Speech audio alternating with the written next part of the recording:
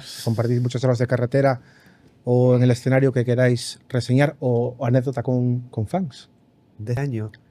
¿Qué ha pasado? En el escenario, en el escenario, carretera o alguna anécdota así digna de reseñar o fue todo bien, miel sobre hojuelas, sobre lo pensado, sin que hubiera ninguna improvisación. Bueno, este año tenemos un conductor nuevo que es muy amigo nuestro, además lo hemos metido en la crew de este año y el cabrón no sé qué coño hace, pero se mete por unos sitios, tío, unos caminos, o sea, como que evita las autopistas y al final acabamos en medio de ¿Pero para qué? ¿Para evitar los peajes o para qué? Yo qué sé, digo, pero decimos que ya, ¿qué coño? Buen economista, ¿no? Evita los peajes. ¿Qué coño haces aquí?